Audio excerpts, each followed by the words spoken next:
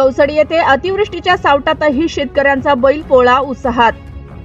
तालुक्यातील कौसडी गाव परिसरात गेल्या काही दिवसापासून अतिवृष्टीमुळे शेतकऱ्यांचे मोठ्या प्रमाणावर नुकसान झाले आहे।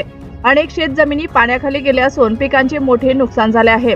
परंतु या नैसर्गिक संकटाच्या सावटामध्येही शेतकऱ्यांनी आपल्या पारंपरिक सणाचा आनंद विसरला नाही। गावात शुक्रवार रोजी बैलपोळा हा सण शेतकऱ्यांनी मोठ्या उत्साहात आणि श्रद्धेने साजरा केला। या दिवशी शेतकरी वर्गाने आपल्या जोडीदार मानल्या जाणाऱ्या बैलांना स्नान घालून त्यांची पूजा केली। बैलांना सुंदर झग, रंगीबेरंगी माळा, फिते, घंटा व रंगीत शृंगाराने सजवण्यात आलं होतं। गोडधोड व पुरणपोळीचा नैवेद्य दाखवून बैलाची पूजा करण्यात आली। गावातील मुलामुलींनीही बैलाच्या सजावटीत उत्साहाने सहभाग घेतला। ढोल ताशांच्या गजरात बैलांचा सन्मान करण्यात आला। अतिवृष्टीमुळे शेतकरी हवालदिल झाले असले तरी शेतकऱ्यांचा खरा सोबती हा बैल याची जाण ठेवून त्यांनी हा सण मोठ्या प्रेमाने पार पाडला। ग्रामस्थांनी एकत्र येत पारंपरिक खेळ, नृत्य आणि गाणी यांचा आस्वाद घेतला। गावकऱ्यांनी एकमेकांना गोडधोड पदार्थांचं वाटप करून ऐक्य आणि सलोख्याचा संदेश दिला।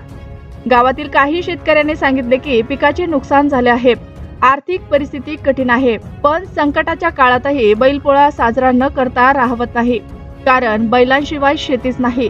शेतकरी, ग्रामस्थ व लहान मुलांच्या सहभागामुळे गावात आनंदाचे वातावरण पसरले होते। नैसर्गिक आपत्तीच्या छायेतही शेतकऱ्यांनी परंपरेशी नाळ जपली आणि खऱ्या अर्थाने शेतकऱ्यांचा सण म्हणून बैलपोळा मोठ्या थाटामाटात पार पडला।